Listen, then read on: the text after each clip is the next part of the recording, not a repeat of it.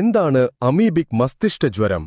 നിങ്ങൾ എപ്പോഴെങ്കിലും നീന്താൻ പോയിട്ടുണ്ടെങ്കിൽ ഈ മാരകമായ അമീബ നിങ്ങളുടെ തലച്ചോറിൽ പ്രവേശിക്കാനുള്ള സാധ്യത വളരെ കൂടുതലാണ്. നിങ്ങളൊരു കുളത്തിലോ തടാകത്തിലോ നീന്തുമ്പോഴെല്ലാം നിങ്ങളുടെ മൂക്കിൽ കയറി നിങ്ങളുടെ മൂക്കിലൂടെ നീന്താൻ ഇഷ്ടപ്പെടുന്ന ഈ ചെറിയ അമീബകൾ സാധാരണയായി ബാക്ടീരിയകളിൽ നിന്ന് നിങ്ങളെ സംരക്ഷിക്കുന്ന നിങ്ങളുടെ മൂക്കിലെ മ്യൂക്കസ് അതിനെ തടയാൻ വളരെ ദുർബലമാണ്.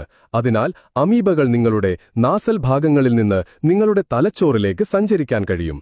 ബ്രെയിൻ ഈറ്റിംഗ് അമീബ എന്നും വിളിക്കപ്പെടുന്ന അമീബ കൂട്ടത്തോടെ പുനരുൽപാദനം ആരംഭിക്കുന്നു.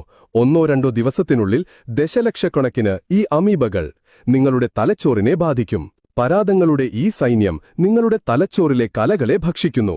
കാലക്രമേണ നിങ്ങളുടെ തലച്ചോറ് വീർക്കുകയും വളരെ വലുതായിത്തീരുകയും ചെയ്യും.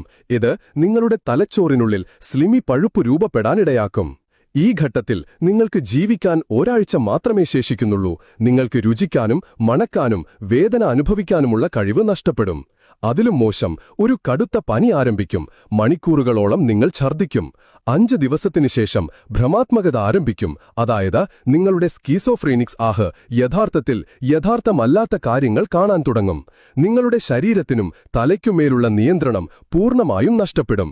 നിങ്ങളുടെ വേദനാജനകമായ മരണം ഉടൻ തന്നെ സംഭവിക്കും. അതുകൊണ്ട് നിങ്ങൾ ഓർക്കുക, വൃത്തിഹീനമായ നദീതടങ്ങളിൽ, സ്വിമ്മിംഗ് പൂളുകളിൽ നിങ്ങൾ കഴിവതും ഇറങ്ങാതിരിക്കുക. കഴിവതും നമ്മുടെ കുട്ടികളെ ഇറക്കാതിരിക്കുക. കൂടുതൽ വീഡിയോസിനായി ഡോക്ടർ അപ്പുക്കുട്ടനെ ഫോളോ ചെയ്യുക.